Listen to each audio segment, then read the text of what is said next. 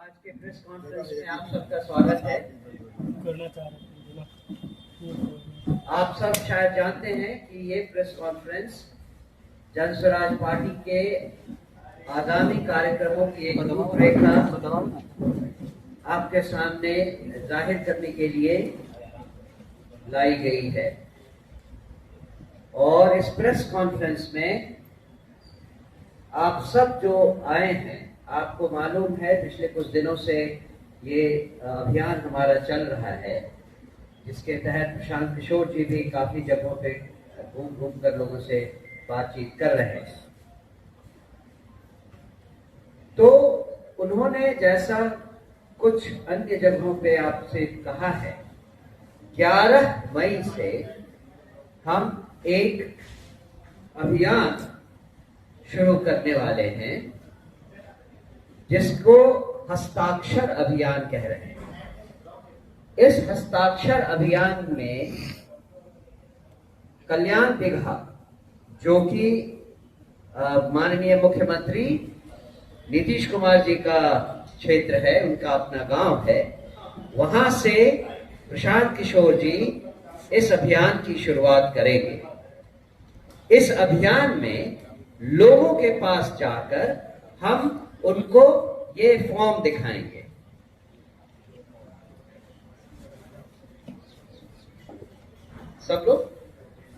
सब लोग देख दिखा दें।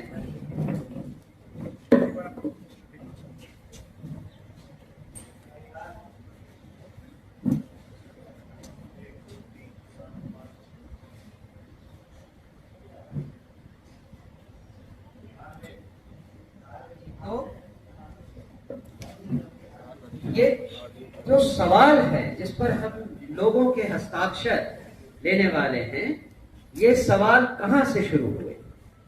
आप सब जानते हैं कि बिहार में बहुत धूमधाम से जातिगत गणना करवाई गई और उसमें 500 करोड़ से ज्यादा रुपए खर्च किए गए। इसका जो रिजल्ट आया वो विधानसभा के पटल पर 6 नवंबर 2023 को रखा गया था। 23 नवंबर 2023 को नीतीश बाबू ने विधानसभा में जो घोषणाएं की थी, उनमें से एक था कि 94 लाख लोगों को 2-2 लाख रुपए दिए जाएंगे। उस समय से 2 बजट निकल गए। दोनों बजटों में कहीं भी इस मद के अंदर जो पैसे लोगों को दिए जाने वाले थे उसका कोई जिक्र नहीं है। हम और प्रशांत किशोर जी कल्याण बिगहा में जाकर लोगों से पूछेंगे, ये पहला सवाल है, आप में से कितने लोगों को 2 लाख रुपए मिले? अगर उनके अपने घर में, उनके अपने गांव में लोगों को इस प्रोग्राम के बारे में पता नहीं है, तो आप बिहार के बाकी लोगों के बारे में सोच सकते हैं कि उनकी क्या हालत है। तो पहला सवाल यही है जिस पर हम लोगों को कहेंगे कि क्या आपको ये 2 लाख रुपए मिले? दूसरा, इसी घोषणा के दौरान नीतीश जी ने ये भी घोषणा की थी कि लगभग 40 लाख ऐसे लोगों को जिनके पास घर नहीं है, उनको घर बनाने के लिए 1,20,000 रुपए दिए जाएंगे। हम लोगों से इस हस्ताक्षर अभियान में ये भी पूछेंगे कि क्या उनको ये 1,20,000 रुपए किसी को मिला घर बनाने के लिए? जो दूसरा सवाल है वो ये कि 2006 में नीतीश जी ने ये घोषणा की थी कि दलितों और बाकी भूमिहीनों को घर बनाने के लिए 3 डेसिमल जमीन दिया जाएगा।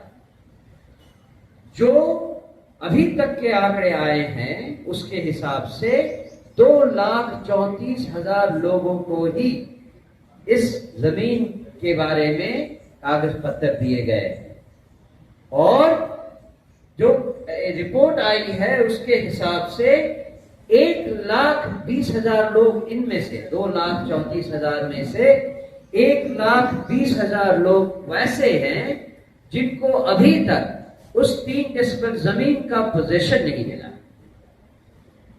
तो नीतीश बाबू से ये पूछेंगे कि 19 साल में 2006 से आज तक 19 साल में उनका ये वादा क्यों इतनी धीमी गति से जा रहा है। और लोगों से पूछेंगे कल्याण रेखा में भी और उसके बाद पूरे बिहार में कि आप में से कितने लोगों को ये 3 डेसिबल जमीन मिली और इस 19 सालों में क्या आपका घर बना। जो तीसरा सवाल हम लोगों से पूछने वाले हैं वो भूमि सर्वेक्षण को लेकर है। आप सबको मालूम है भूमि सर्वेक्षण से हमारे यहाँ क्या क्या मुश्किलें सामने आई हैं। जहां दूसरे राज्यों में 60%, 70% भूमि का डिजिटाइजेशन हो गया है, बिहार में वो केवल 20% है। ये तो पहली बात है।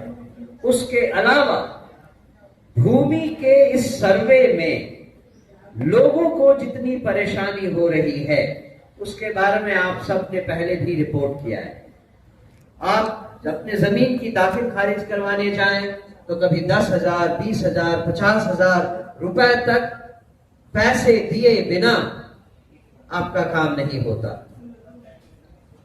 आप सोचिए जनता जो कि भूमि सर्वेक्षण करवाना चाहती है और अपना रिकॉर्ड सही करवाना चाहती है, उसको उसके न्याय के हिसाब से जो मिलना चाहिए उसके लिए भी उसको इतने ज्यादा घूस देने की जरूरत पड़ रही है। तीसरा एस्पेक्ट इसका यह है कि इस कार्यक्रम के दौरान घरों में जिस तरह के झगड़े शुरू हो गए, भाई भाई में, बहन भाई में, चाचा भतीजा में, परिवार के अन्य लोगों में, उसके कारण खून खराबा तक होने लगा है। आज अगर देखा जाए झूठ हो रहे हैं, उसमें सबसे पहला कारण ये फैमिली डिस्प्यूट है, पारिवारिक कलह है, जो कि भूमि सर्वेक्षण को लेकर शुरू हुआ है। तो हम इसके बारे में भी जनता से कहेंगे कि आप इस पर हमारा साथ दें। ये क्यों किया जा रहा है? उसका कारण ये है कि अगले 2 महीने में 11 मई से 11 जुलाई तक 2 महीने में हम बिहार से 1 करोड़ लोगों का सिग्नेचर, हस्ताक्षर जमा करेंगे। 11 जुलाई को माननीय मुख्यमंत्री जी को इस ज्ञापन की एक प्रतिलिपि दी जाएगी और एक प्रतिलिपि माननीय राज्यपाल जी को भी दी जाएगी। इसके बाद भी अगर कोई एक्शन नहीं हुआ तो आने वाले विधानसभा सत्र में, जो कि इस सरकार का आखिरी सत्र होगा और हमारा मानसून सत्र होगा, उसमें हम जन स्वराज पार्टी की तरफ से विधानसभा का घेराव करेंगे। बेसिकली इन आगे आने वाले कुछ महीनों में हमारी जन स्वराज पार्टी के ये कार्यक्रम हैं। इसके बाद मैं आपको प्रश्नोत्तरी के लिए समय देता हूं। जैसा कि आप जानते हैं, हमारे साथ जो लोग हैं इस मंच पर, मेरे दाहिनी तरफ बहुत senior politician and ex MLC Rambali Chandravanshi ji हैं, सीनियर नेता हमारी पार्टी के महासचिव सरवर अली साहब हैं, बहुत सीनियर नेता जितेंद्र मिश्रा जी हैं, हमारे बाईं तरफ पूर्व एमएलए किशोर कुमार जी हैं, उनके बगल में नरेंद्र कुमार मंडल जी हैं और मेरे साथ गौरव जी भी यहाँ हैं। विवेक जी, आप हम में से किसी से भी सवाल कर सकते हैं जो आपकी इच्छा हो। धन्यवाद। नीतीश कुमार को गांव क्यों नहीं चुना गया और दूसरा जगह से ऐसा अच्छा अभियान क्यों नहीं चलाया जा रहा है? ये जातिगत गणना जब हुई तब किसकी सरकार थी? जब ये घोषणा हुई किसकी सरकार थी? घोषणा जिसने विधानसभा में की, किसने की? जो इनके लिए रिस्पॉन्सिबल है, उनके यहां से बात शुरू होगी।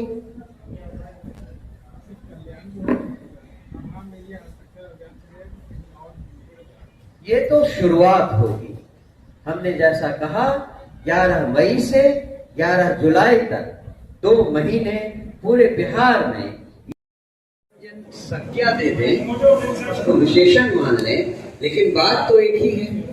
जो सरकार जनता के खिलाफ वादा खिलाफी करती है, उसके लिए तो दोनों ही इक्वली जिम्मेवार हैं। और अगर हमने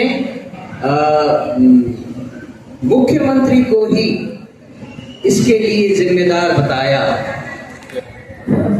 तो वो भी सोचने की बात है कि मुख्यमंत्री हैं कैसे, उनके पास कितनी सीट हैं जिनके लिए वो मुख्यमंत्री हैं, उनको मुख्यमंत्री बनाया किसने है, उनके ऊपर भी चोट है। अगर मुख्यमंत्री अपने पैरों पर खड़े होकर मुख्यमंत्री नहीं बन सकते हैं और गलती कर रहे हैं, फिर भी उनको शाबाशी दी जा रही है, तो चोट किस पर है? आप जरा सोच कर देखिए। हाँ, किसके लाडले हैं? ऐसा तो नहीं कि डाटा कलेक्ट करके विधानसभा चुनाव में आप तो कैसे इस्तेमाल करेंगे, जरा आप ही जनता को उजागर कर दें। जो डाटा हमने कलेक्ट किया उसको कैसे हम विधानसभा क्षेत्र को चले कि कितने वोटर्स आपके हैं, कितने कोर वोटर्स हैं आपके। आप हम तो भी 1 करोड़ हस्ताक्षर के बारे में बात कर रहे हैं ना। आपको मालूम है कि जब हमारी पार्टी बनी थी 2 अक्टूबर को, तब हमारे संस्थापक सदस्यों की संख्या कितनी थी? 1 करोड़ 7 लाख।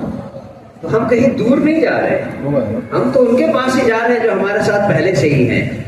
और ऐसा भी नहीं कह रहे हैं कि हम 7 करोड़ जो सारे वोटर्स हैं बिहार में, उन सबका सिग्नेचर लाएंगे।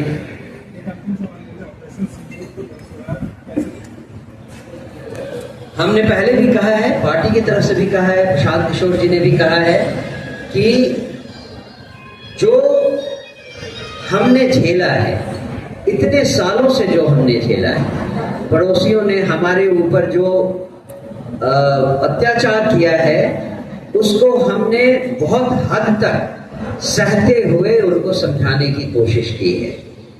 जब एक हद पार कर गई है तो हमें उनके खिलाफ एक्शन लेना जरूरी हो गया है।